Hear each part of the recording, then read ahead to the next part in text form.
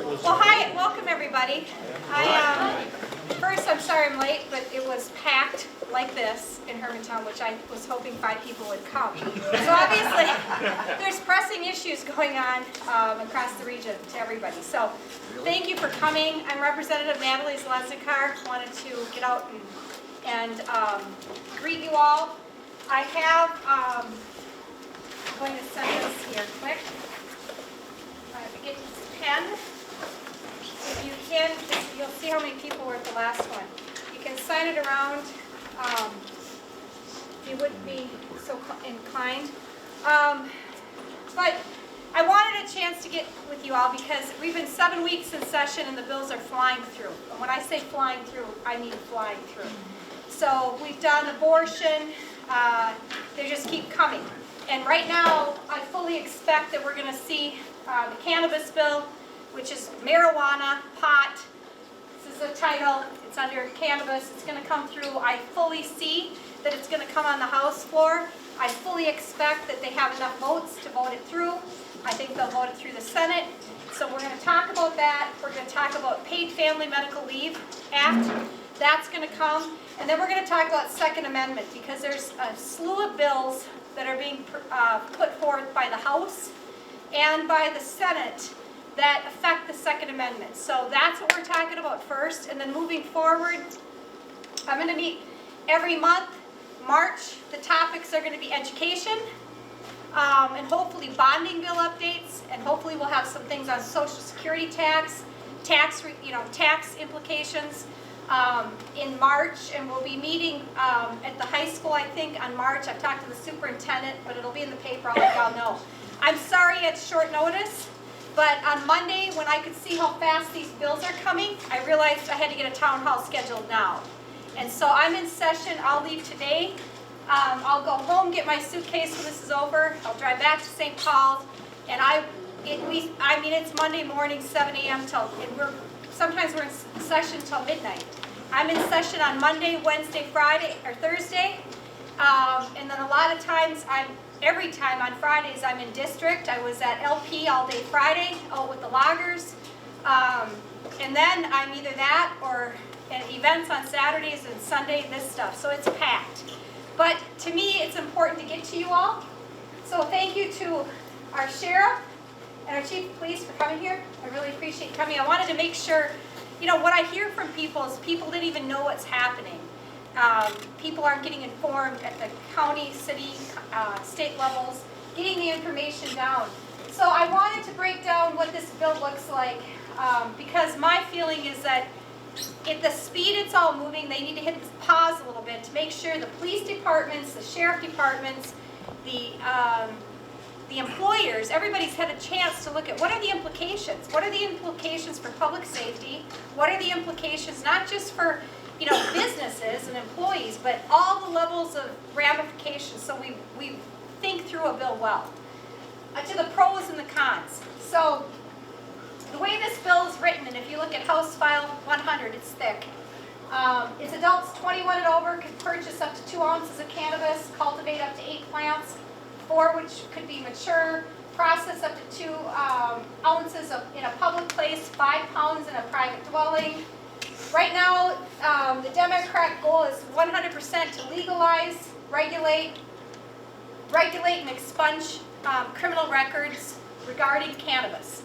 So what does that look like? What this whole thing is, THC, which are lower potency edibles, they're now in gummies. You probably have heard all this. Maybe not new to you, but it's out. It was enacted last session by the governor. When I was at the last session, the chief of police said, it kind of got in a bill and nobody even knew it was coming. And we just all had to deal with it. So I didn't want that same thing to happen this time with the bill. That could affect how people have to run the city, the county, everything else. This whole plan is to create an office of cannabis management. So whatever word you like, pot, marijuana, cannabis, the government wants to create an office of cannabis management, which has all kinds of rules for how you grow it, all of it, that you get right down to selling, to pricing, to taxes, all the way down the line. So one of the pieces that this has created, it started out being was a lot, is expunging records. And so that's clearly one of the things. When I was listening at the last session and talking to police, and maybe either one of you have feedback on it, but there was a lot of talk about the concerns with public safety. You know, as far as if you arrest somebody for suspicion or whatever it is, probable cause, and you have reason to believe somebody's impaired, there's ways to test for alcohol, you know, that give a definitive X, you know, X, you have this amount of alcohol in your system, you know, so they have reason to believe, and then they bring them in and they have a more higher scale way of testing, you know, with urine and blood and machine. But with THC, that doesn't exist. So you don't know if you don't know the quantity, the level, and you don't know if they smoked it or ingested it or whatever today, 7 days ago, 30 days ago, because it can stay in your system for a long period of time, which lends itself to a lot of different issues for employers, for drug testing, for issues as far as impairment, judging levels of impairment. And the police officers are trained and do training on these substances, you know, drugs, and have specialty training, which takes, to my understanding, like 2 weeks. Does that sound right? To train somebody to be specialized? For a drug recognition. Yeah, that's what. Yeah. Yep, So, the DRE. and Yep. so there's a cost to that. And like in Hermantown, I think they said they had 2 people that have this drug recognized training. How many are here in this area? 0 in our office. 0? We rely on the state patrol. So the question I'm getting from people, and I'm hearing from the sense of the policing, public safety, is we don't have people trained to even recognize this stuff. So we are already in a shortage of police officers and jurisdiction like that. Sheriffs, I don't know how it is, but police forces, I hear a lot of it. And so if we are already in a situation where we don't have the resources, how are they going to you know, roll this out as far as us in a public safety world? So like Paul Harvey said, there's the rest of the story. On this topic of cannabis, like I said in Hermantown, it's a divided topic. I mean, I can tell by my emails, by my phone calls, by just everything I'm reading in the state. Half the state thinks it's a great idea. Jesse Ventura was down at the Capitol last week, saw him in the hallway. Let's get this done. He's wanted to legalize pot since I think he was governor. And I've listened to his testimony, and the side of the emails into his point of the ones that want it, just so you can, I'll do both sides of the coin. We'll have a conversation that way. The side that want it will say like him, this is the only thing that's helped with, you can fill in the blank, sleeping at night, seizures. They've tried medical prescriptions and they haven't worked. They feel that this is organic, it's a plant, they want to have this as an option. That's the way they believe. There's a group in this that believe that, and I'm not going to say right or wrong, I'm just telling you that that's a perspective, and that they, even though, because to the point of you can get the medical marijuana through, you can get a medical card, you know, a lot of people right now are saying, but it's too expensive. The cost is significant. So it's a cost prohibitive thing, and so they want to be able to have it through this way. Another thing I've heard on the pro side is fentanyl is a big issue, and those types of things. They're concerned that kids are going to have things laced on gummies and different things like this. We're hearing more about this with fentanyl. Drugs are out of control. So they felt like if there's some legalized system like this, that maybe it would be managed safer, so the real serious issues wouldn't happen. Yeah, maybe just let them know. Take it outside or something. Okay, thanks. So that's the people that want it to be considered. So, and then there's the piece of the other side of it is, and I get a lot of people sending me emails on the other side that'll say, look, it's a gateway to deeper drug issues. You know, they believe that. So, you know, I'm just telling you all the stuff I hear. You know, they believe that. It's a gateway to that. they believe that there hasn't had a great outcome in the states that have done it. You know, the taxes, from what I've seen, haven't went up in the states that have done it. They have an income from this marijuana, so they have an income to put back in the state. So that's the other piece. But it is a very divided topic right now. The piece I do think that has some concern and validity, and is the piece of the testing, the degree of impairment for police to have training. And they haven't answered that part yet. Is how would we give resources to city, police officers and/or sheriffs to have the resources to test for impairment that's fair and accurate, and that technology just isn't there right now, to my knowledge. Did I say that right? You think? From your, I'll let you speak. But sheriffs, and police officers are just concerned of how are we going to have consistency on the piece. In Hermantown, when they were talking, they're not training dogs to track marijuana right now. They're training dogs to do other things. Heroin, they're already doing that because edibles are out there. Last year, the edible thing, like I said, kind of snuck through the thing. It's already there. So they realize that. So dogs are being taught for the dogs on heroin and a whole slew of other ones. I don't even know what they all are, but more aggressive drugs. So that's a piece of it. So right now I wanted to, before I move to the next topic, let you ask questions on this bill that you have. Yes. Yeah.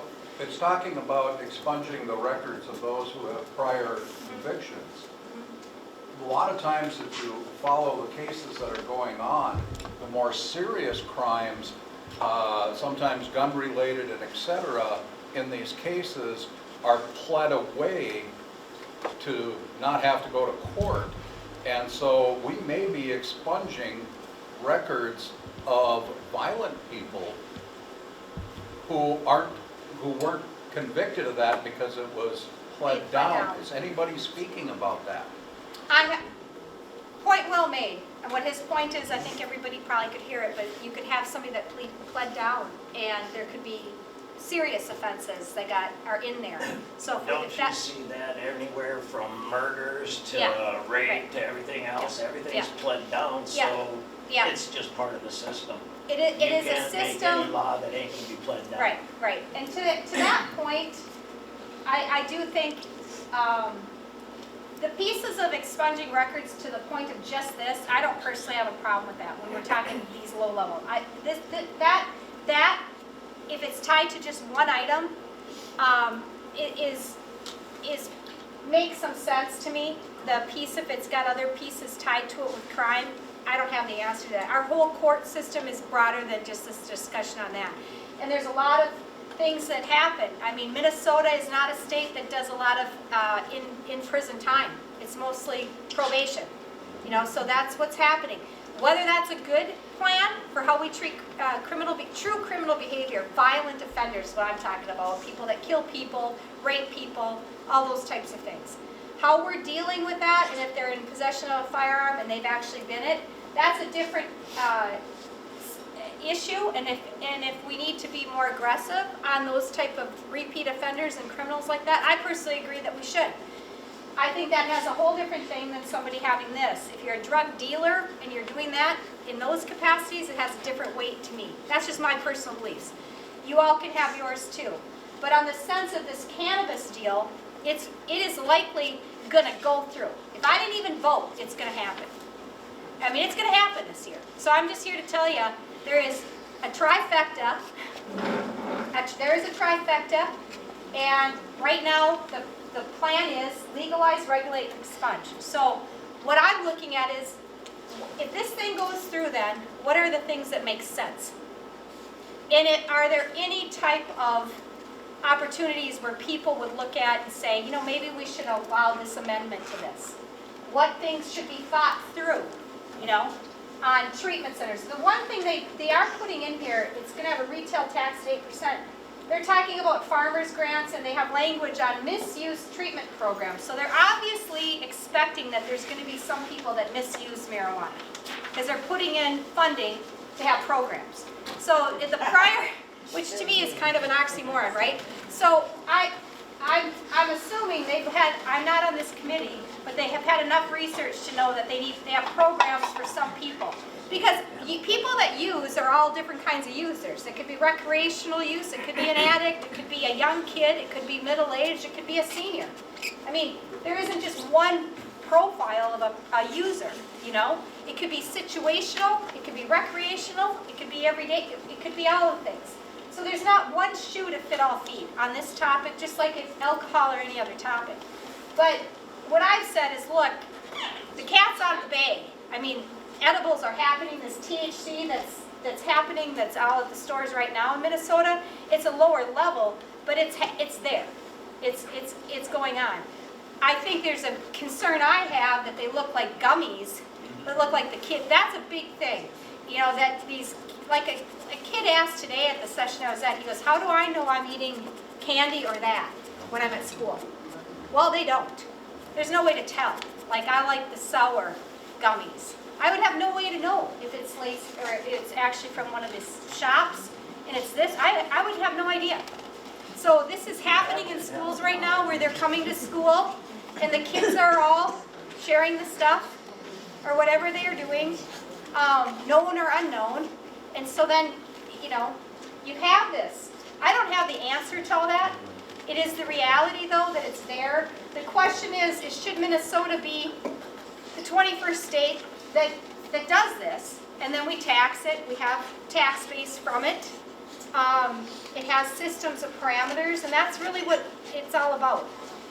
You asked if there should be amendments, and I think this gentleman's point that the people who've had their offenses brought down, and it's only the cannabis now, I think that if those are going to be expunged, it should only be the ones that don't have a lot of more serious crimes you know, tied to them. Okay, I'll Or make a guns note. or anything else like that, like Yes. So my daughter's an HR manager for a company that they drive trucks, and you can't do that, right? Yep. But when is the state going to say, well, it's legal, so they can? Because we can't even test it. I did Well, that there's- 21 days ago. Here's the thing, though. On a lot of positions, there's And there are a lot of businesses that, like police work, for example. The state can legalize this, but there's still a rule that you can't be impaired. So that even if they're a police officer, they have to go through all this stuff with gummies and all they had to deal with it with the edible thing. On the sense of cannabis, it would be the same way. If the job is in a scope, there are certain jobs that are in scopes where it's not going to be legal no matter what. Federally, it's not legal, so it's going to trump the state rules. So pilots, there's different type of professions, so they still are held to it. Businesses can do random drug testing. It doesn't matter if it's been there one day, 7:30, or have it in. It's a zero tolerance job for it. So there are those. That parameter would be there with this bill, I believe. So there could be some that just that's it. You know, they're not going to be in whether it's trucking jobs, pilots. I'm sure physicians and doctors, and the list would go on. Yeah, who else has questions on this topic? I want to know where the funding would come to train police officers and law enforcement. Yeah, I don't have the answer to that. I can ask that question. I haven't seen anything presented. I don't know. that. It Yes, would come from picking up drunk drivers. yeah. It's just the facts of it. What else, you know what I mean? Yeah. Pick up more drunk drivers and you'll have the money, because they're all out there. Yeah. And so, you know, and that's one of the things that, you know, the people that are for this being done have said they've done a lot less stupid things on this than they ever have when they've been too impaired on alcohol. So I have no idea, you know, but I'm telling you all the sides I hear, you know. I'm going to have to vote one way or the other. You know, I have some concerns. My biggest concern right now is the piece of how what the police are going to do on the piece of testing. It's going to go through. I don't know if we're going to get any modifications on that. I understand that there are a lot of people that need it for medical. I don't know if it helps seizures. Probably does. There's some of that stuff I can understand. Whether or not we all personally use it or not isn't going to be the issue. It's going to happen. And to me, it's like, how do you have the best bill you can for what you're trying to accomplish? That's what I said, yes, the So back. what are the other states doing to determine if someone's impaired or not that have legalized marijuana? From my knowledge, it's having the ability to, it's this, So the officer can make a judgment call? yeah, if they he go feels through you're impaired or not? training. Is that how it's done? They have a drug training type thing that's, it's kind of like sobriety test, you know, you do field testing. We don't have that anymore though, we have blood alcohol, you know what I'm saying? Right, but they have, before they do the blood alcohol test, they have to have reason to believe. There's training that they have specific to drugs that show impairment. So I don't know if it's, they do have that curriculum. So It's a if this tweak. bill passes and it's legal, then it's gonna be up to the officer to determine or Yes, the employer to determine if you're impaired or not? yes. My knowledge, yes. Okay. Who Thank else? you. have- yeah. I was going to ask you, can you define what the impact is on the individual who's convicted of an alcohol offense versus the impact on a cannabis offense in terms of their long-term ability to work, to achieve career goals? Because the concern that I would have would be if there's a difference. Why is that? I don't know the answer to I that. don't either. I haven't seen any data on But that. somebody- I'll write a note though. That's a good thing to ask, I think. Yep. I would like you to ask how they would expect to write a guy a ticket or prosecute him under just the word of the officer that picks him up. You know what I'm saying? That officer might not like him and say, hey, I think you're impaired, knowing the guy smokes weed for medical use, and say, hey, I don't like you, so he writes him up even though the guy's stone sober. What's his chance in court of even winning? Well, I think that if they did I'm just talking from my understanding, but if they had reason to believe somebody was impaired, whether Right. it's drugs or alcohol, if they brought them in, they had reason to believe, they would do some type of roadside testing that would determine that. Once they did it though, they would be able to do a urine sample, you know, blood But if it sample. stays in your system for 18 days, Yeah, right. who's They- to say that- I didn't get stoned yesterday morning That's and the today I'm problem, going and that's to the what we talked hospital? about, we've been And I talking get about. picked up and. On the workforce committee, I said the same thing. I wouldn't, if I asked for a drug test as an employer, or you are on the scene as a police officer, and the chief of police said that at the last one I was at, there's no way to know if they used it today, 7 days ago, 10 days ago, 30 Right. days. It stays in your system. It's not like alcohol where you know that if you drink alcohol tonight and you work tomorrow, you know the alcohol, depending on how much you drink, is out of your system and when you last drank. It's a good calculation. People know that. We have mathematical science studies to be able to show how your body processes alcohol. We don't have that on THC. So that's where this becomes dicey, because that is not available. So that's just one of the pieces. Yes.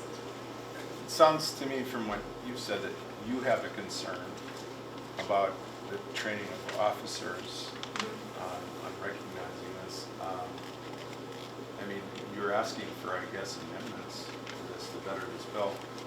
Have you offered any kind of amendment on using some of the tax revenue to do that training?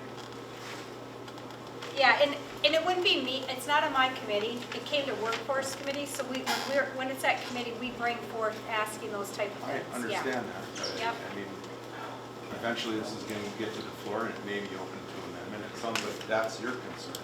Yes, Or maybe your colleagues that are on those committees, Yep. maybe they could bring forward that concern if that's your concern. If Right. there aren't dollars to do that training, that maybe some of the tax revenue that's generated by this program might be diverted to police officer training in that regard. and quite well made, I would agree. I mean, that would be what I'm looking at, is exactly those things, that we would have some things. Also, like, where's the money gonna go if we legalize this for Minnesota, we're in the 21st state. Where is the money gonna go? I wouldn't want it to go into the general fund. Personally, I would rather it goes for specific things, for police training, for mental health, for, other things that are, even roads and bridges, maintain, very specific things. I would look at that, and that's just my thoughts. It sounds like, I mean, from what I've read about this bill is, they're looking at this as a revenue neutral. It's not a Yeah. money generator for the state, but using those revenues to target it towards possible problems or issues that might come up with legalization. Correct. And I think it's perfectly reasonable if you have that concern that police officers aren't adequately trained, that some of that money might be diverted for that purpose. Correct. No, I think that's a very valid point. And that's exactly one of the things. I mean, because the reality is I'm not going to stop this piece. It's going to, most likely, unless something I don't know happens, I think this is going to happen.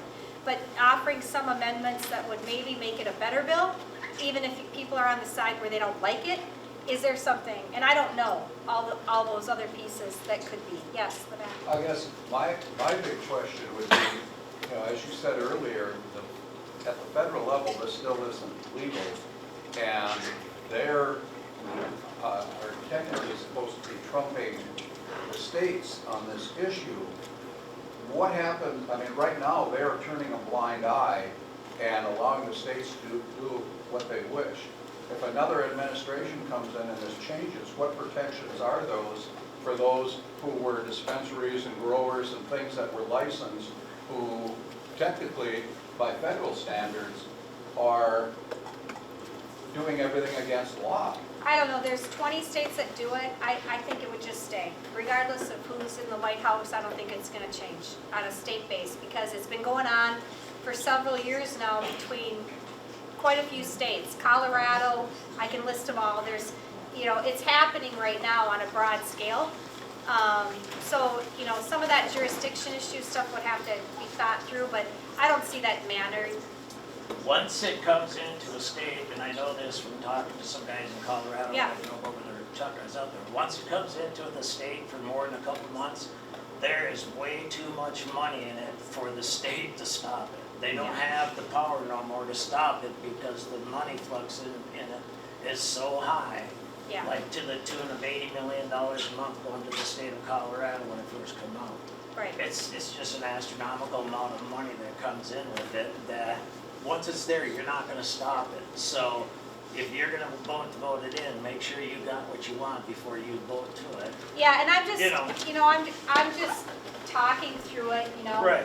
I'm trying to hear the sides on, and I do hear them on both sides. And I'm just being honest, I hear half and half on this topic. But I'll be honest, You know, it just is. That's the I've been- feedback I get. I spent 16 days in a Mayo Clinic for medicines that they gave me that were killing me and I couldn't figure it out. And my surgeon, the #1 neurosurgeon in the world, told me to double my dose of marijuana I was smoking instead of taking any more kind of medications in my Yeah. body. My heart surgeon told me the exact same thing. I don't want you to use pain pills if you need smoke or marijuana. And I do, and it works better than pain pills do. Well, and So, to your point, there it that's is. what I'm telling you. That's why I think it's only right that I tell you all both sides of this story. Because there is There's a lot both bad sides. to it, but there's also good to it. Yeah, and that's exactly the dichotomy. I'm gonna let a few people go that haven't went yet. So this Colorado, if they're making money over hand over fist, are everybody's property taxes going up? Their state income? Are the taxes going down? No, because the state won't recognize it. The money Well, sits then cash. that's wrong, that's sad. Well then, but the only thing that can fix it is if the state would recognize and let the federal government would recognize it so the state could have their share of that money. The state can't come and take their money. It sits in banks and stuff where nobody knows it's sitting because the federal government, if the state takes it, then they're going against federal law. See, if the state accepts that tax money from them, they're now violating the federal law. So they can't take all the money that they're supposed to be getting, so they can't do that. But a lot of it gets Yeah. donated So in. I mean, I'm opposed to this cannabis Yeah. bill. I mean, Yep, you already have a huge number of people, I work for the railroad, yep. laying off FMLA, massive numbers. Now you add this to it, there's already a huge worker shortage. And now you're gonna have people constantly calling in sick from work. And the liability to businesses is gonna be massive. You're gonna see a huge number of rules in place. Companies are going, we're not gonna do this, we're not gonna do this. The liability is gonna be massive. And businesses are gonna eventually say, we're done. Yeah, and I hear you. I mean, your point is the worker piece of it, and I hear what you're saying. The other people will say, they're already getting it. It's already out there, because it's at the place, like it passed last year, this THC thing in edibles. It's available in multiple stores that you can go to right now in Minnesota, as of last year. So it's there, and so they're like, look, it's already here. And the police officer said that in Hermantown. I don't know if you guys have seen that here. But I mean, it's definitely in Two Harbors too, would be my guess, and all the surrounding things. So that passed last year, so we already are living it. It's just in one format. This is a different format, and that's why I'm just having the conversation with everybody. So what happens if somebody gets, say, two DWIs? Are they gonna potentially get thrown in prison? But, oh, you get 2 offenses with marijuana? Well, it's marijuana, doesn't matter. I mean, I don't know Yep. how you could say that when alcohol's been legal since the beginning of time. How can you say that you get 2 offenses with this Well, and and you go to the jail? part that's hard with it, and Nobody this, said that if you get 2 offenses with that you're not gonna go to jail. no, because the piece of this is that that's different is that you can't test the amount in somebody. That just is, that technology's not here right now. But as far as like, you know, alcohol and it's like really almost matching an elephant and another animal. I mean, they're not the same things. But impairment, level of impairment, benchmarking it, I don't know. I mean, the police officers, I think if somebody was pulled over, it could be, there's lots of reasons you're not supposed to drive with medications. You could have people on pain pills, you could have Benadryl says you're not supposed to drive a car. So if somebody took, you know, a certain degree of Benadryl and they are not driving right, or something happens, you could be pulled over for a lot of things, label prescriptions and pain meds for sure. But it doesn't mean that you couldn't decide to drive after you took either one of them. But at the end of the day, that there are people who say, look, it's your decision. You're going to be responsible if you did it, if you were a safe driver or not. But then there could be consequences for you if you were drug tested and it shows that you used whatever it is, a pain med or another product that says you're not supposed to drive, and you caused a car accident. When they do your blood test, it shows it. I would assume you still have some responsibility. Am I correct? Yeah. So that's the piece of how that would play out. Was there other questions? Because these are all good. Yeah. Representative Rich State, Lake County. Yeah. Good to see you again. Yeah. Right now, counties are lobbying kind of in a neutral position if the bill should go or not. Yep. But our biggest concern is the effects to counties and local government and to the taxpayers in our communities should this bill pass. And being, where do counties lie with permitting, with restricting, with zoning regulations? County position is that we would like to see those controls, those local controls. And some states have given that power to the counties to actually say no. It's not legal in that county, in that jurisdiction. So we have our lobbyists from the Association of Minnesota Counties beating halls down there, and they do have quite a list that we would like to see as amendments to the bill. So if you could get Okay. they'll be knocking on your door. Well, you know what? As you can hear from just listening to everybody, this is a really tough topic. You know, so I just decided I'm not shying away from the tough topics. We got to have some conversations. So, you know, I mean, I don't know how. There's no way to sugarcoat it. This is the bill. This is the plus and the negative side. Do I think it's going to pass? I do. I'm just telling you what my gut tells me because it's straight math on. They've got the votes at the Senate, the House, and they've got the governor, and all have said we are going to pass this. So if I'm going by what everybody's saying, then it's passing. So then on the provision of it's going to pass, the best we can do is have amendments, if you don't want it to happen, amendments that might make it a better bill or make it make more sense. Does that make sense, what I just said? As you move on to your next topic, Yeah. just leave it a little lighter. Yeah. And for what it should go to pay for the taxes, Yep. I think the natural would be we fill potholes with it. Okay. We're gonna have a pot tax, let's fill potholes. All right, I got Good humor in northern Minnesota, pot for pot, yes, okay. I like that. All right, any other questions on what? Any other things? Yes. I just wanted to make a quick comment. You mentioned how the gummies look exactly the same for the kids and the adults, or, you know, that under the canvas, but it's like, there's thousands of people kids that go to the emergency room, I know. you know, and it's like, what are we gonna, you know, is it take a death to change something, you know? I mean, it's- I think that's a very good point, and I don't know, you know, I've thought a lot, and I don't know if the state would have jurisdiction to have, because that's, like the sale of candy is federal, you know, there's many patents, and I would just think licensing laws and jurisdiction laws between federal, commerce, state, but, you know, to me, it's just sad, it's unfortunate that a traditional candy that all kids have been accustomed to know as a gummy, you know, they like the sours, they like the regular, I like the ones made in Germany, that's my brand I like, but it's unfortunate that a drug is now in that form. I think that's There's such a unfair, cost. it's not, it's wrong for children, it's wrong for us as adults, I think it should be in some other format, so it's Right. clearly not, they know it's candy versus not candy, that's just my 2 cents. Isn't that the same as peppermint schnapps and peach schnapps and all Yeah. them liquors that are fruit flavored for the children? Same thing. Except, They made those, they made It those is. to appeal The to one the thing younger it- generations. the one thing it's the same as Yeah, is when they that is had a fact. candied cigarettes. That's a more accurate, I think, analogy. Candied cigarettes was an actual, I did it because I wanted to replicate the smoker, I thought that was cool. But that is a link to that.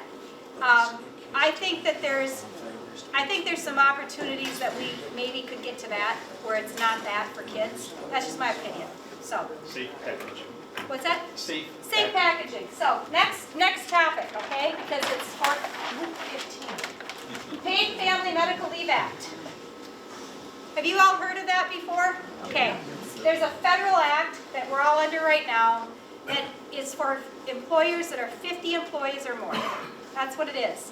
It allows for 12 weeks for your personal reasons or medical reasons. So, family could be, I'm going to go take care of my dad, my kid, whatever it is. Medical could be, I'm having a baby, I'm having a surgery, right? You all understand. So what that means, though, in Minnesota is that we follow the federal parameters. So 12 weeks, you apply for it, go through HR, wherever you have in your office, clerical staff, there's forms for it, you fill it out, you get your doctor's order, your plan for it, and then it could be a combination of paid time through your union contracts or your employer relationship and your employee handbook. It could be sick time, vacation time, PTO, whatever you all call it, but it could be you use that into the 12 weeks, and you either have 12 weeks, you might have 4 weeks, 2 weeks, whatever you had in your bank, you could use the paid time, take the rest unpaid. Make sense? That's the federal law right now. The one that they're proposing, and it doesn't count people who are seasonal employees, it doesn't count people that are it has very defined family definitions under the federal law. This new law is 12 weeks for family plus 12 weeks for medical in a calendar year for every employee you have. It is for anybody that has one employee. For any business that has one employee, you're eligible at 90 days. It's for part-time, seasonal, and full-time, and very broad definitions for family. So we had a lot of conversation because if you'd think pot bill has a lot of people worked up, to be honest, this one trumps it. So because seasonal employees goes on all the time up here, right? So we went through an example right now. You hire me, and I've been here 90 days. You hire me, I come in with a doctor's note, and I got to be off for 12 weeks because you're my neighbor. You mean as much to me as my brother, so I need to help you. Well, thank you. Yeah, so I'm going to do that. So I'm going to be your whatever it is. There's nothing that's going to say that can't happen. And then you hire another person, and they're there 90 days, and on the 91st day, they have another family thing, or whatever category. And they said, and when you are out for your 12 weeks, the employer has to hold your job for the same pay, and you need to come back to the same position. So in the time that you've been gone, somehow there's going to be this magic petri dish of employees we all grow, and you're going to have a line waiting for your hire because there's just an abundance of people apparently that are waiting to work because there's no signs in any business that says help wanted in Minnesota or the country. So I have been bombarded by school districts, cities, counties, businesses saying, we can't do this. This isn't even going to be sustainable. Like, who's going to teach? Who's going to drive the bus? Who's going to be at the county? Who's going to police? Who's going to run the nursing home? How do we deal with it if this whole side of the room, if you had a 200 employee, but all of you got to be on at the same time? Where does it say in the bill that that can't happen? Doesn't. What's worse, I'm sorry, but having been in management in stores, okay, I hire somebody to take your place because I can't leave that position open. But now I have two people in that position. We're back. Okay, I'm a small business, I have one employee. That employee goes on this Family Medical Leave Act. I hire a second person. Now, if that person is out for this, 12 weeks, which is more than 90 days, it could, by the time I hire somebody and get set up, all of a sudden they've come back and the other person can go on leave. I'm paying two people when I can only afford one. That's going to bankrupt Well, the a lot of reality, small and businesses. I hear what you're saying, and imagine if you're running a 24-hour facility. If you're, it used to be called Sunrise Nursing Home when I ran it. Now it's Waterview? Yep. Imagine if you're running the nursing home. You got 24-hour operations to run. And I've got the day staff and the afternoon staff and the night shift.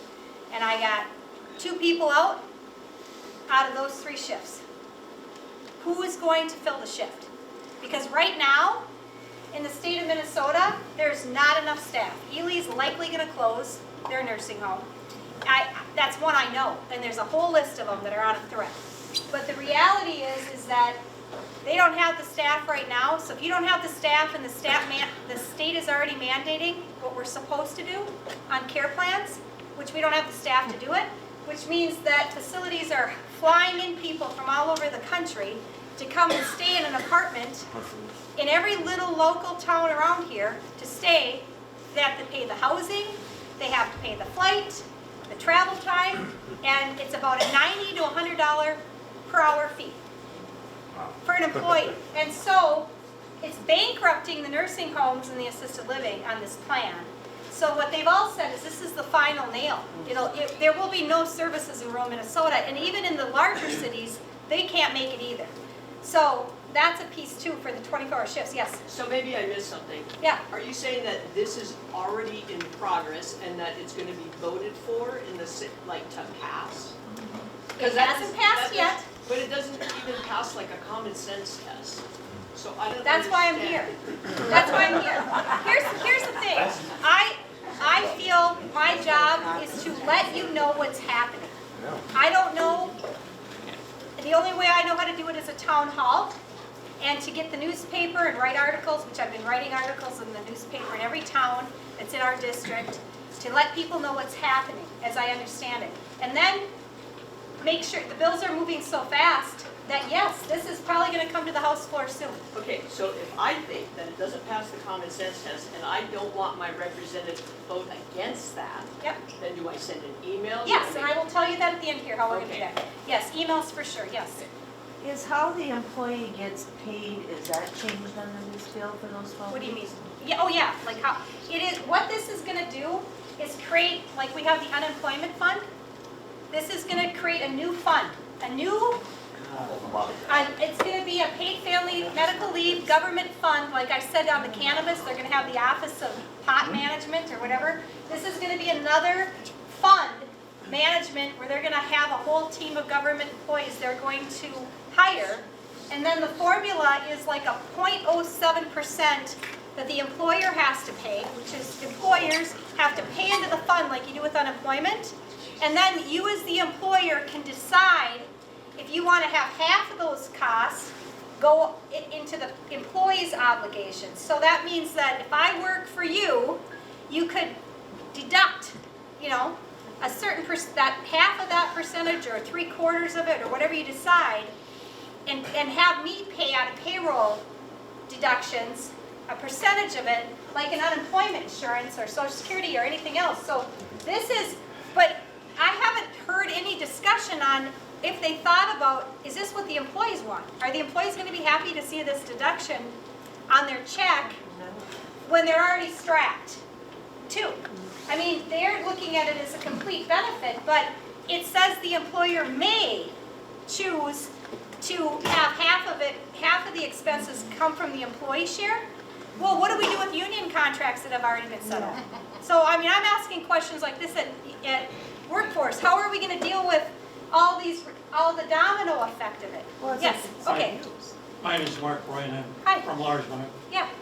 I just want to make sure we're looking at this situation clearly. What happens as far as the federal regulation is concerned? Does that only apply to full-time employees? Yes. Okay. So what this law is doing, in addition to that, is it's giving this benefit to anybody who works. Correct. Now, is there a doubling up on this between the federal situation and the state proposal? I would say, I think the answer is no. Okay, and then in terms of the fees, because I did some math on this. Yep. The rate, the maximum rate is 0.7%. The Yep. employer can pass on 50% of that, or 0.35%, to the employee. If you take a $68,000 a year job, that amounts to, if the employer decides to split that expense with the employee, and if they have other programs in place, there are lower rates to fill in the holes and only down to 0.57%, stuff like that. So, but let's just work with the worst possible case, 0.7%. You're looking at the $68,000 job is going to require contributions on the employer's part, and the employee's part, if it's split, less than $20 a month, $19.88 or something like that a month. When you look at it from that perspective, to me, it doesn't seem like an awful lot of money to cover all these other people who don't have any coverage. But here's the point, and I hear what you're saying, and that's a point well made. To his point that if you pay in, when you look at what the percentages is, it could be $20 a month. And that isn't a lot of money in the big scheme of things. And I agree with what you're saying. The part that is the cost that they're not talking about is what it costs to fill the shift. I'm paying for you to be out, and you're paying for you to be out, whether it's joint or shared. And I mean, I'm pretending I'm the employer. But the only thing that's coming out of the business owner's pocket is the insurance fee. Yeah, but that's not true, because when you're not at work, I gotta pay the person that's out, Yeah. and I gotta pay the person that's working the shift. But you're not paying them, the state's paying the person that's out. But they're not paying for the shift replacement. But here's the last part of the question is, okay, I'm a businessman. Yeah, So at the federal level, when you come back, yeah. are you required to, you'll get your job back at the same rate of pay? Yes. that you- Yeah. But are you required to have the same number of hours? Yes. So in this particular case, if they've hired a replacement and that person qualifies for the dollar amount of the state insurance, what's going to happen with the qualification on their coming back to the job? Are they going to have the same requirements as the federal level? Because then you're going to have difficulty. You will have to have a person on the payroll. You'll be forced to, unless there's some back door in the law. And I didn't look, I read most of the law. Right, not the whole thing. right. So the thing is I can't believe these people believe that an employer is going to be forced to pay two people for one job. So what if you could either find out or enlighten us, email or whatever, what's going to happen in that circumstance? The Well, conflict between the federal and the state. here's the problem I have. They're treating all as if you're the same type of employer. And one shoe doesn't fit all feet. We're not all Amazon and we're not all Google. I mean, that's the reality. Google and Amazon are operating at one level, and then you're not dealing with taking care of people. you're not taking care of 24 hours, and they're 24 hours a day. If a package doesn't show up, big deal, doesn't show up. You know, or you have somebody out of an office in a desk job, that's one level of an inconvenience to a job or customer service delay. But what happens when you can't get your surgery? What happens when, you know, you can't take an admit because there's no staff in the nursing home or the assisted living, or you have a disabled child and there's nobody to provide care, because it needs to happen 24 hours a day, wherever that place is. That's the piece, is that if you leave the employer, and it's something where you can shut the door down, you know, or you have the ability in your performance management of what you deliver for services to say, we're just going to spread the work across other people, shut the office down, maybe open up another office. Some businesses might have that flexibility, depending on what you do.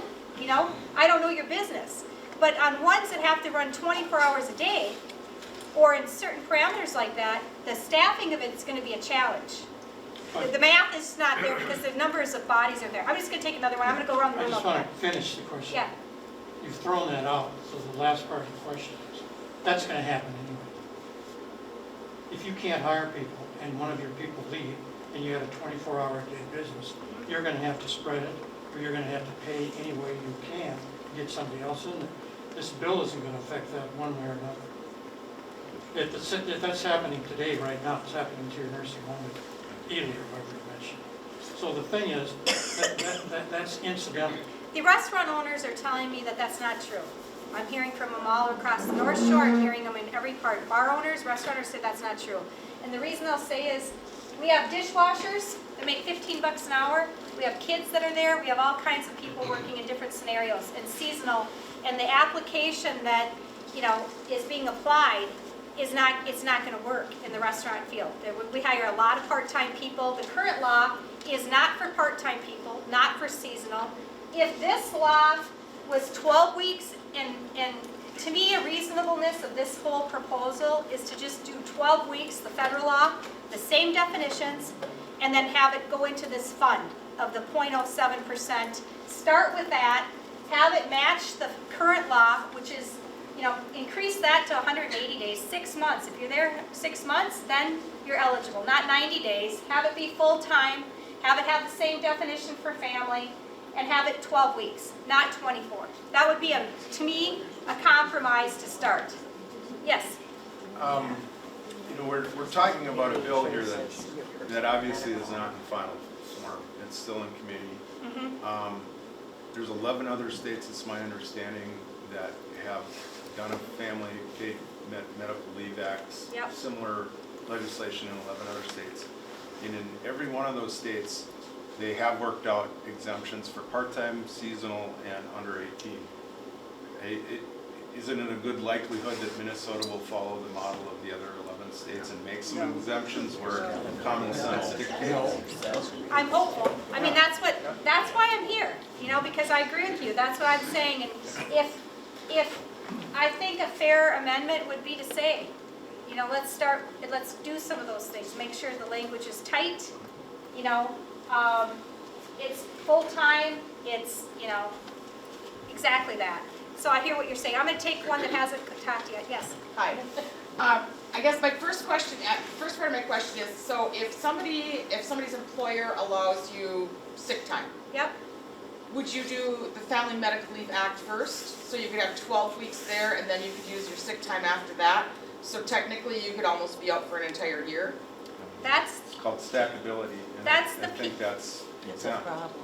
Yeah. Well, I think it's my understanding that if there's existing frameworks for people to take time off, they would have to use that first before they can use this. That would be a part to your point of having good amendments in there Right. that address Exactly. that. So, and that's where it's not that yet, but and it hasn't come to the House floor and it hasn't went to the Senate floor. It's in committee, but it's making its rounds fast.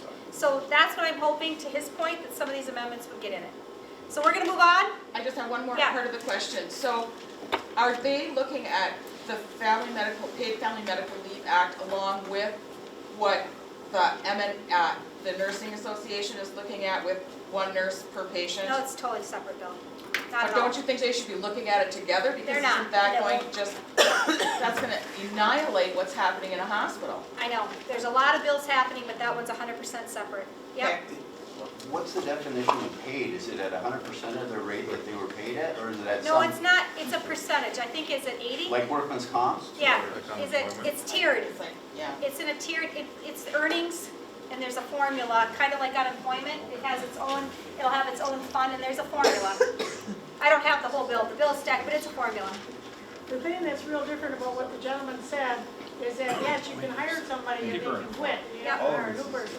But that person that's quitting is not getting the unemployment insurance. With this bill, they would be getting, they can apply for this insurance. Yeah, and I get what you're So I saying. think that's different. There's, like everything, there's two sides of this coin. One But I'm gonna quick go on. question, when we talk about seasonal, does that include migrant workers? Seasonal. Doesn't, yeah.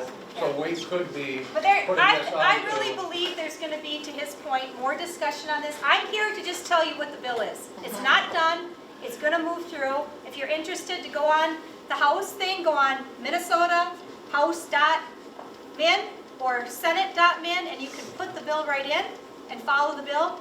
I just want you to know what it is. Next, we're gonna go on to Second Amendment types. There's been a lot of, this is the third thing I've gotten a lot of stuff on, is universal background checks. This is stuff that would be at gun shows. A lot of this is this piece. Bill requires that private transfers, you know, I sell my gun to you, that type of thing, right? So, in general speaking, you know, most of the things that are being proposed are, the law-abiding citizens aren't the issue. It's the issue of the people that aren't supposed to be getting guns. You know, you hear words of like the straw sales. If I'm not eligible to buy a gun, but I have my brother buy the gun because he does the background check, and then he gives me the gun, that kind of stuff. So for me, some of those other pieces of making sure we deal with the people who are illegally using guns, prosecuting them appropriately is an important component of it. I think some of these pieces are going to put a tremendous burden on the police and sheriff teams too. So, but this is what it is. This is what House File 14 is, so you can follow it, see. Did you have a question? I was just gonna say, that's only a really small portion of what's in that Yeah. bill. I mean, they Yeah. want you to have your guns all locked up in one cabinet. That's with coming your next. ammunition in Yeah, the other yeah, that's cabinet. coming. There's so many There, different that's ones. just The this. items There's you just mentioned are already part of law. yeah. Do you have any? Yeah, a good part of that is. Yeah, I'm gonna have. Yeah, go ahead. What you're talking about is another House file. Yep. I don't see anything in there, you know, where you use the example of you're selling the gun to him. The legal way to do that is to get somebody with a FFL, Yep. go through the paperwork, and there's a fee associated with Yes. that, usually $50 or something like that. Yep. I own guns that belong to my grandfather, Yep. belong to my father, that I want to give to my son Yep. and my grandchildren.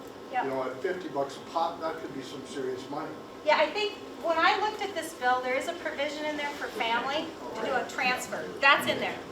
So but I'm giving you the numbers so that you can look at it. But there is a provision in there for that piece, because I've had a lot of people talk about what about transfer, you know, my grandpa's guns to my dad, to my kids. That's in there. They've taken that into consideration. Do either of you have any comments on this, of how you see it being enforced? Are you guys familiar with it? Yeah. A little bit. I know as far as the Sheriff's Association, which represents Yep. all the sheriffs down Yep. there, they have, for the most part, are in favor of this, and a lot of what they've said is they're trying to stay at the table. And Yep. if we just totally bombard everybody, they're not going to listen to us.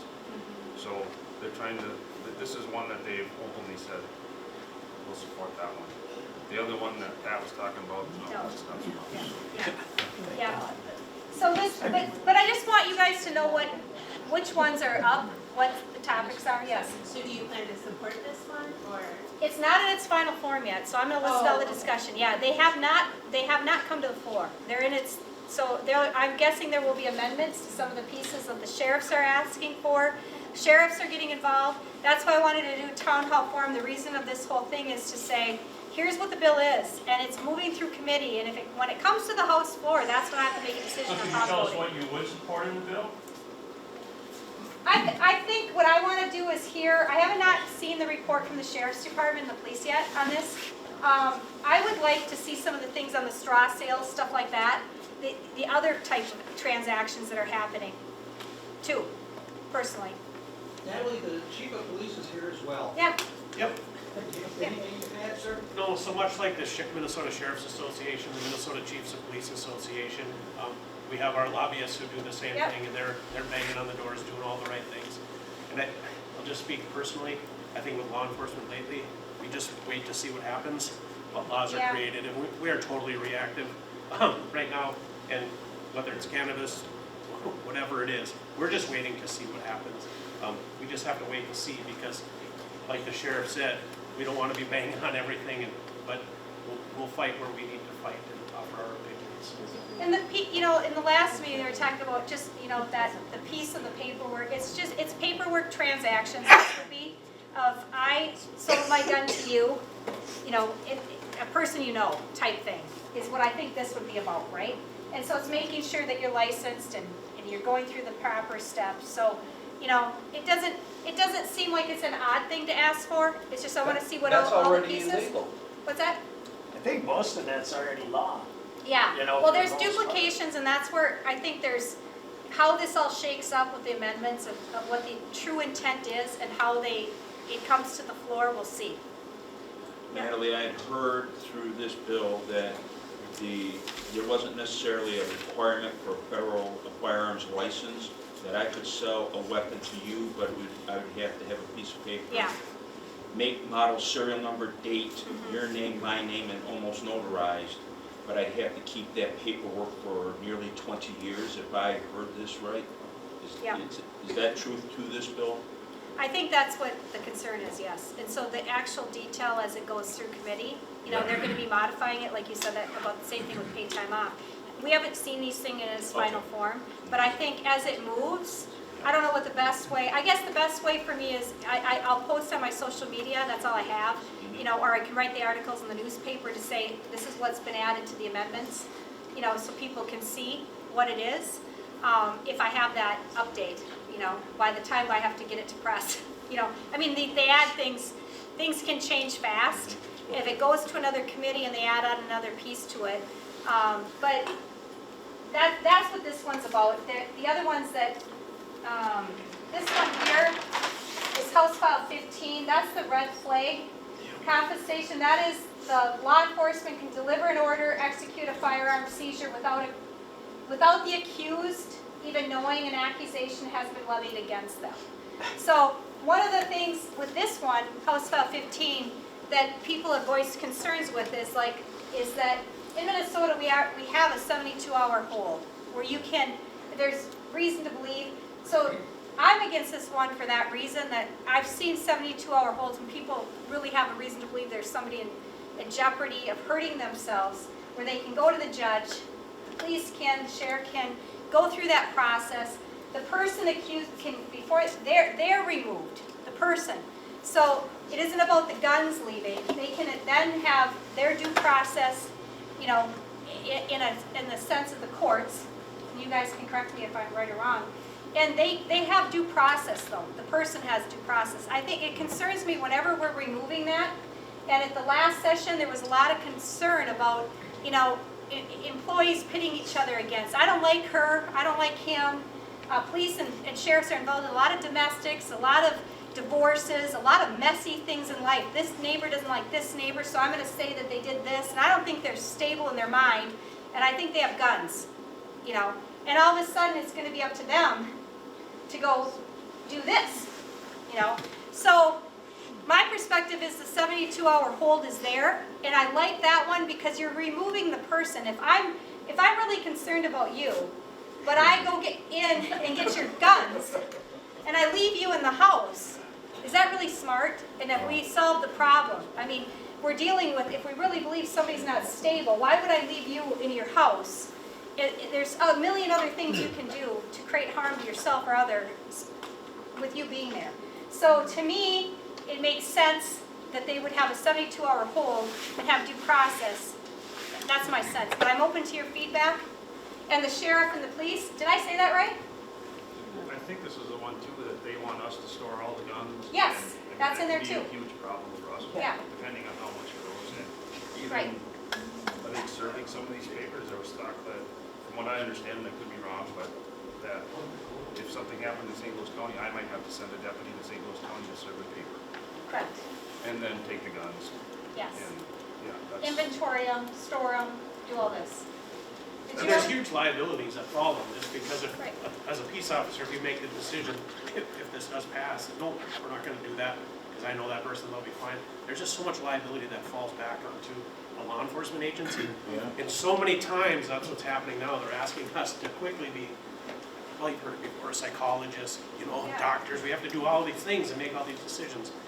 Where really, we deal with criminal matters. We're so involved in civil matters right now and all that stuff. So it's just another thing I think that's gonna fall back onto law enforcement. You be the decision makers, and heaven forbid you screw up. And that's what the police chief said in the last one, is that it's amazing how many things we're in a neighbor dispute or something of allegations, and then we do the it's the rest of the story doesn't match.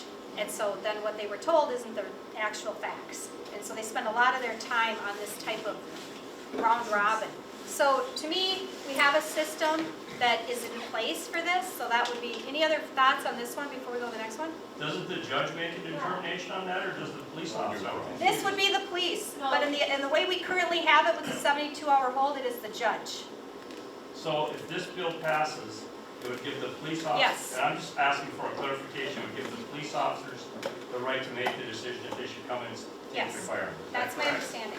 No, what I'm reading, it says that police, mental health professionals, family members can petition a judge. So police can petition to the judge, and the judge makes the decision. So it's not like a police officer But saying, I that's what it is right now. no, that's what I'm reading is in this one. Petitioning the judge. They can petition a judge. But they're- A mental health professional, okay. But then they're gonna remove they're gonna, But who makes the decision, I guess is my question, if this passes? A judge. yeah. A judge does. Well, yeah, the request is made by law enforcement. Right now, the way it is we remove the person at harm, through the judge, Just who makes the decision, the judge or the Judge. police officer? right? I think it's judge, yeah. Ultimately, the judge, it's just Okay, like a that's all. search warrant I'm for not somebody's home. disputing, I'm trying to If understand. I'm understanding you right, you have to make the request to the judge. So ultimately, it's really you making the decision whether or not you're going to the judge, Yep. or not doing it. That's the liabilities that I talked about. That's what I'm Exactly, hearing. that's what brought me to that. The liability on the way this is written puts a lot of risk, potential to these entities to make that determination or mental health based on claims and allegations that have to be sorted through without perhaps all the due process that would happen as the system now. Yes? Can I just try to simplify this?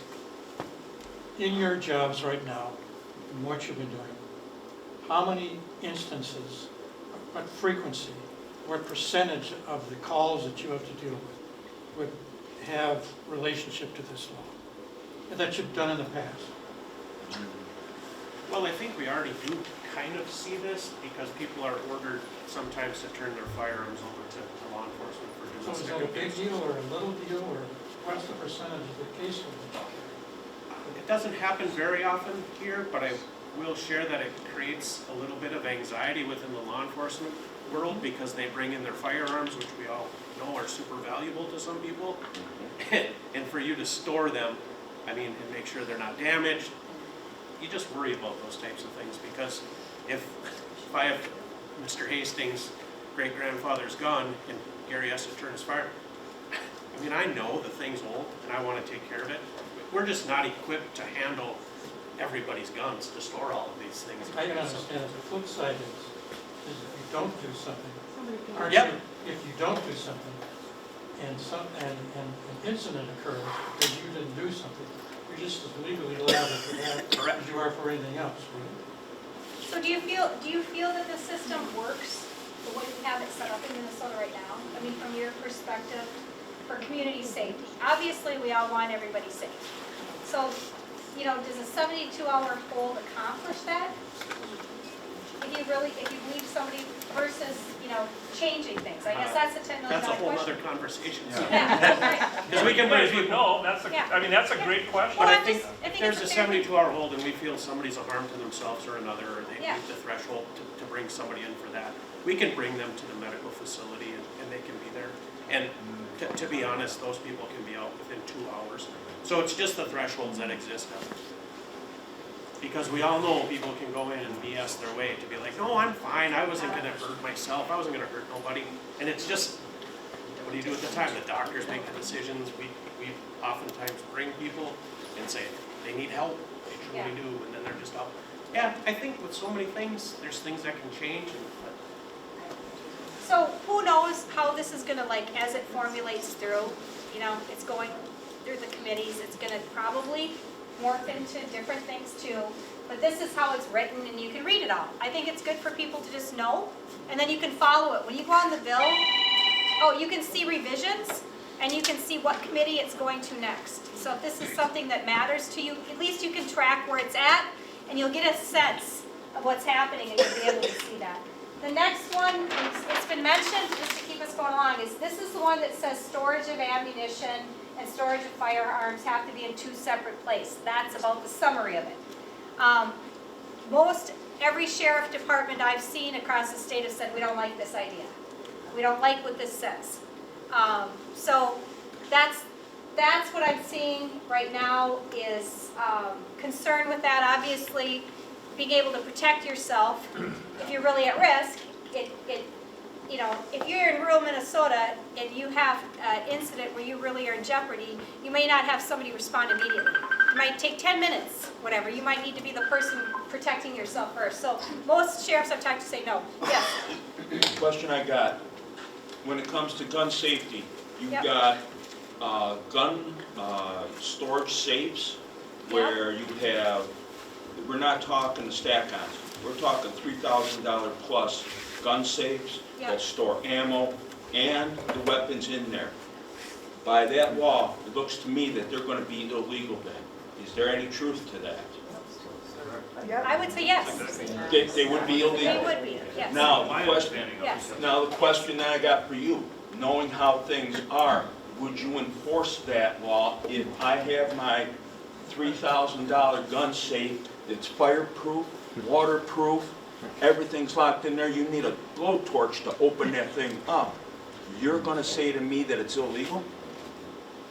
According to the law, it's illegal. Well, the But question again, that's the whole idea, is how do you Right, enforce but that? you are the county sheriff though, and because of that, you can either enforce that law, or if the situation dictates, you know as well as I do. That's not gonna be at the top of my priorities. How about Okay, well, no, because in some counties it will be.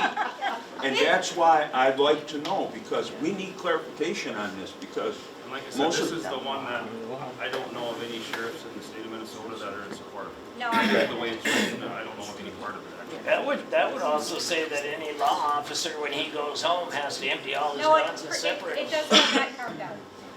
Oh, it does. Yeah. oh, yeah, they carved that one out. So they carved that out, but Yeah. I'm telling you this, a lot of the sheriffs have written out letters that just show, statewide, it's got huge opposition. I don't see this moving forward. I don't think they believe that this is safe or makes any, it doesn't, somebody said the common sense test doesn't match that.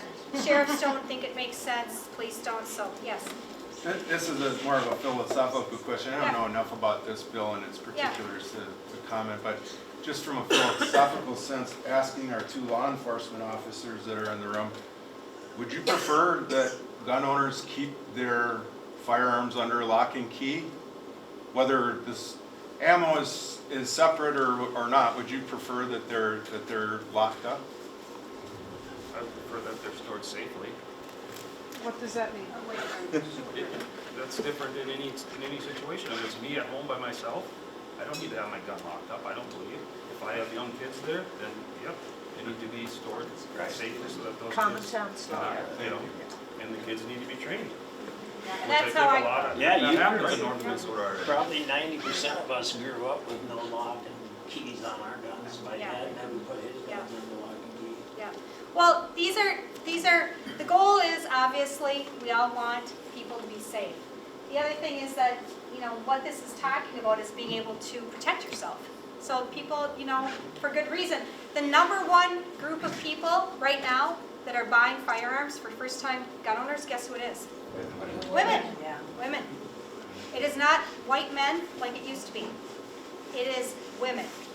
Women of all ages, because they want to make sure they, I just heard somebody at the last one saying, you know what, I'm a single mom, and this bill is disturbing to me because I'm going to have to go get the stuff from another place, another safe, and then if my life is really in jeopardy and I'm protecting my kids, this is a barrier to do it. So there are a lot of people. There are people that are elderly that have contacted me. They're like, look, I have a shotgun, does that count? I mean, they are on the farm by themselves. They're like, there's no doubt in my mind that she would probably pull the trigger if her life was in jeopardy. She's been there by herself for quite a few years. And so, you know, I think it's a valid thing that people are asking. And so, you know, we'll see what happens, but I suspect that this one is probably not going to happen like this. Yes? The definition of ammunition in this is very important.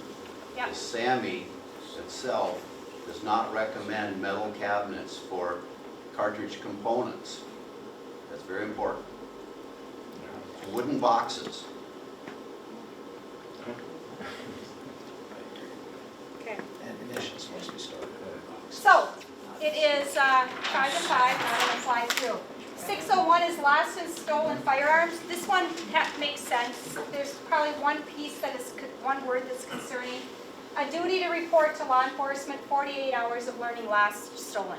I don't myself have a concern. I mean, seems reasonable. I don't know if the police, if you guys, the sheriff have. I think so, from what I know. Yeah, the word that is has some people is the learning, because you know you could have a cabin. People like have a cabin they go to twice a year.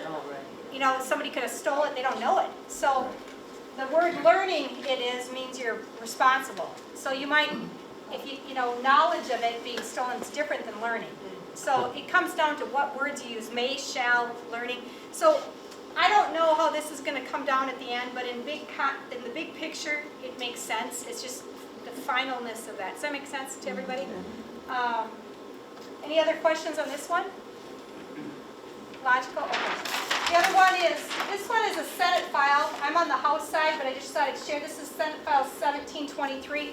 This is kind of like all these that I said are separate individual bills. This is like kitchen soup. Everything's thrown in. Everything, every topic is put under one bill. Some have asked why. I don't know why. But it's kind of like an omnibus bill where it's just every topic possible. But for people that care about these things and want to know what the wording is and want to follow it, you know, it hasn't come on a Senate file like this, I mean a House file, but as these things move through, the Senate will work with the House if there's like bills and then figure out how they're going to come to a common ground type thing. That makes sense? So this is the basic gist of it. Would you read that? Yeah, it says banning possession of large capacity magazines, prohibits open carry of firearms, requires liability insurance, gun owner licensed.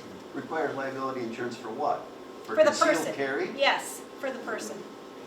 So, yeah. Okay, this bill that's on, it's going through the Senate right now, Yep. if it passes, every person in this room will never get a permit to carry ever again, because you have to do training. Yep. And the training, the way they're going to set it up, they say, is that you'll be lucky to pass the training. And to be honest, I've been focusing on how I have not read this whole, I mean, I've started printing it, it's very thick, but if you want some bedside reading, read it. I think everybody should read it. Read it, just so you know. If you want to read something, just know what's in it, so you understand it. I'm not an expert in all this piece, I'm just letting you know it's there. Yes? I know I had seen that part of the Senate file going through. They mentioned a number of 10 rounds. The question I have is, with older guns, I have them, they're greater than 10 rounds. They are stock. They have not been modified. And and they are actual functioning weapons that I still use. Right. That piece, and that's why I say how this is gonna Okay. look as it moves through with amendments, I don't know. A lot of those questions and comments have been made by people. So I don't have all the answers to that. It's 3 minutes to 5, and I wanna just, if you have questions, this is what people have asked. Who's the senator? The senator for our district is Grant Hochschild. I switched these around by mistake. He doesn't return your call. Well, call anyway. And people could say that probably from me too. I hope I've returned calls, tried to get them all. But it's Minnesota.Senate, Minnesota.House. Grant is at the Senate, this is the address. Some people want to write letters. You can do, whether you support it, don't, whatever your opinion is, you have the right to your opinion. That's his number. Dave Zeleznikar is on the right borders us. And Roger Scraba's up on the top. He's been here, a lot of you know, but Dave is also a person you could reach. He's at the house. He's in the same building I'm at. He's on the 4th floor. And ultimately, all the bills go to the governor. So if I've had concerns, I sometimes reach out to the governor and just say, not that he cares what Natalie thinks, but, you know, I mean, that's really what we can do is let your voice be known. Minnesota.gov is for how you get the governor, the Capitol's address, the phone number, letting people know what your position is, I think is important.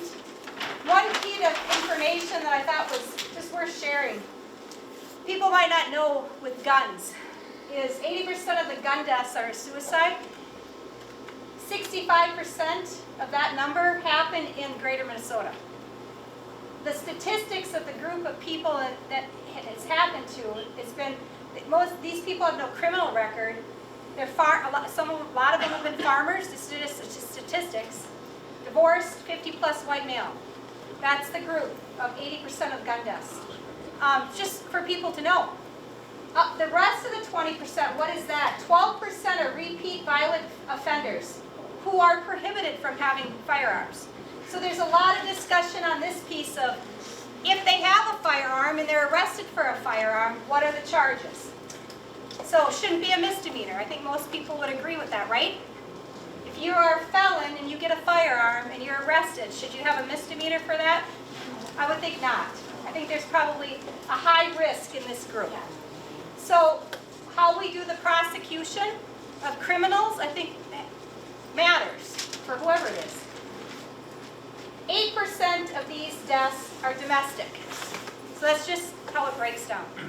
So as we go through, but one of the things that I've said, and most of the people that are in office, a lot of them have said is, we need to do stuff about mental health. I mean, as of tomorrow, I bet we'll have a $20 billion surplus. Not million, not thousand, a $20 billion surplus. So if we can't deal with mental health in real ways of getting resource officers and counselors and real meat and potato items that are going to help you and have us have good outcomes to deal with mental health. For children, we have mental health. We know we have gaps in learning. We've got 30 to 50% proficiency rates. We have kids out of school for a long time.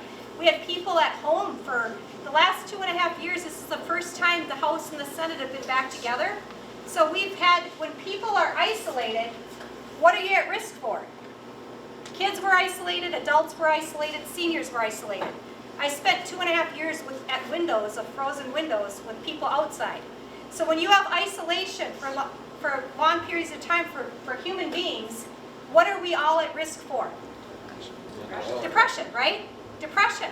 So we have mental health issues right now that we have to deal with, and they are, if you look at math, the numbers are staggering. It's sad. Right now we have kids in ER that have not seen the daylight for over a year. I know plenty of them working in ER. I've talked to them, the doctors. It's sad.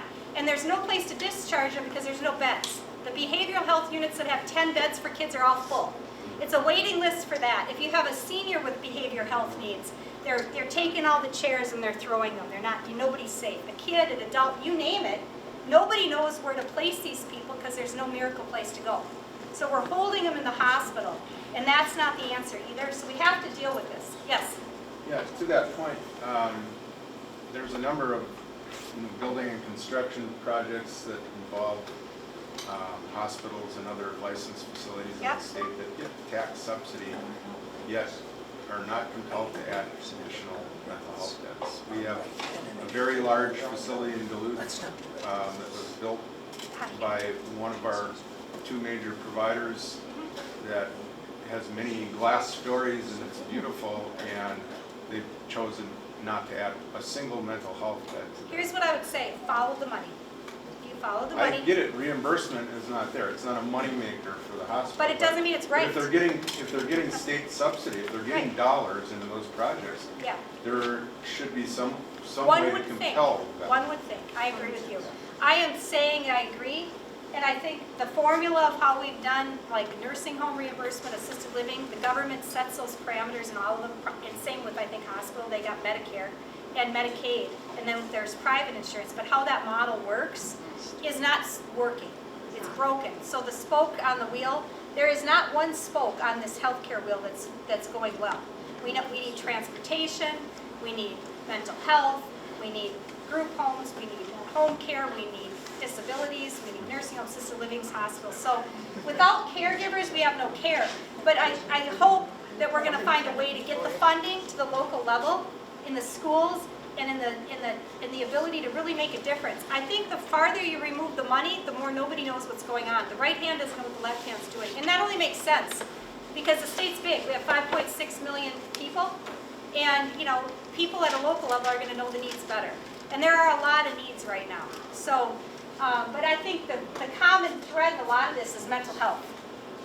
Drugs, fentanyl, whatever it is. So we've got to deal with closing those gaps. I don't know what you all see, but would you say mental health needs are high? I think as we try to reduce the stigma around mental health, more and more people are coming forward with it, so it's creating all those challenges. But I think the resources, the hospitals, there's a Clarity project that's happening down in Duluth Way. I think it's a huge thing, and hopefully that can gain some more traction, so to provide mental health. So, Partnerships. The Clarity project. So, I'm looking forward to it. There's going to be a lot of bills in education, a lot of bills in community services, and different programs for communities to look at. Mental health is just a really big piece right now. I don't have all the answers, but I think we have to find ways to use technology well, get people to have access to the provider as fast as we can. You can't wait 6 months if you have a mental health issue to get in with a provider. That's not timely, right? So we need to make sure we can break it down in a way that's meaningful for people. Are there any other questions of things that's pressing to you? Otherwise, class will be dismissed, as my principal dad used to say. I was just going to point out, Yeah. I was looking it up, but child and teen firearm mortality is number one. Child and That's teen. the highest Yeah. cause of death in children and teens. Yeah. And I think that ought to be on there. Yep. Yeah, it's not a surprise. Well, if you look at that, 88% of the white men get killed with their own guns, and that ain't cool. No. Well, and look, the fact of the matter is we all want safety. The piece with the gun laws has to be is let's get the guns out of the hands of a criminal and make sure we have fair laws for law-abiding citizens. I think everybody looks at that piece, and then how it all stacks up, and how these regulations are going to go. As we get through the bills, hopefully we'll figure out good things for our community's safety. The state's got a $20 billion surplus. Yeah. They need to help out more with the roads. The roads around here are, I realize there's a million potholes around here, but if the state's got a $20 billion surplus, they should be pitching it, instead of us, of our taxpayer dollars, paying for roads and, Amen, right? Pot for potholes, isn't that what you all heard? Yeah, no, I didn't say that. I'm kidding, you guys, I'm just kidding. You did support That's a new slogan for real. Yeah, that's a good thing. That's a Yeah, good thing and for we're people to working know. on, another positive thing, we're working on local government aid, getting the local government aid formula changed, which would help two harbors, would help the cities in 3B get more local government aid, looking at how we fund schools, the formula. I mean, there's a lot of conversations. There's just every conversation on every topic going on at one time. I had to pick three. When we meet in March, it will be on education, because that's another thing people are asking about all the time, education. One thing on a kind of a hyper-local issue here, Natalie, and I know that you're in the minority in your body. Yeah. But working across the aisle with your Senate colleague to try to divert some money, and I know there's a lot of hands out for road funding. There's bonding only for a piece of the 61 construction Yes. currently through Yes. two harbors. We went through 3 years ago kind of a handicap where they put in new streetlights and things like that, and it tied things up. We're gonna have another big road construction year. If that, doing that year after year, if it's strung out over a number of years, is really gonna be a handicap to the local business community here. So any way that you can work to try to compact the time that all that's all gonna be torn up would be helpful. I have put that Yep. in everybody's ear. Actually feasible. Highway 61 funding for getting this job done, yes. There's going to be numbers coming out tomorrow to do Yeah. with the exact surplus that we have. What time is it going to be before? I don't know, I've been in forums all day, Yeah. so I have no idea what time. I just have been told it's coming out tomorrow, but I don't know the time on the Okay. fiscal part for the governor. It's gonna be a lot of money. I just am expecting it to be 20 billion, just because of how this is going. What I wanna make sure that we look at money in the tails, that when we're spending, if we're putting together budgets, it's easy to give money away, but it's really tough to take it back. And that's what I'm saying at committees. Money does not grow on trees. At the end of the day, if whatever we put together on where we put the money doesn't have a revenue source coming in to match it, this money is inflated up high because of COVID money that came in from the federal government. It's not just like, and yeah, there's a part of it we were overtaxed, and we clearly you paid too much, if that's it. But if we're gonna add new programs, then what are we gonna do to sustain it? Because this 80 billion will be eaten up with all the programs that have been introduced very fast. And when that happens, the only method there is raise taxes. So how high do people want them to go? And that's the balance thing right now, is the teeter-totter can only go, it's gonna bounce one way or the other. But at the end of the day, property taxes, sales taxes, state taxes, whichever one you wanna look at, what are people willing to pay? And that's the $10 million question.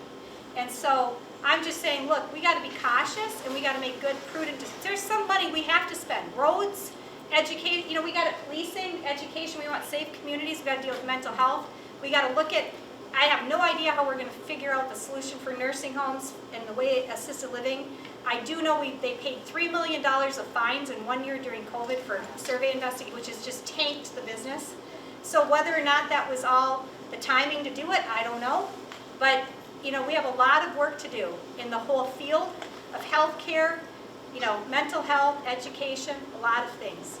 But our best days are ahead. We gotta just keep working hard to find solutions. We know there's issues, we gotta fix some things. We're coming out of a pandemic and now we gotta move forward. So I just wanna tell you thank you for your time and coming out. Good luck.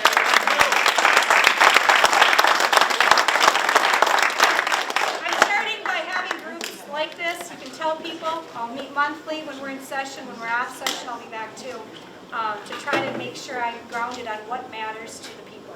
And you surely can always call me too. My number's easy to get, and you can send me an email, and I look at everyone, and I try to. If I can't personally reply, my legislative assistant does. I went through every topic to tell her how I feel, so she knows my calendar pretty inside out. Any other topic? Have a great night. Thank you.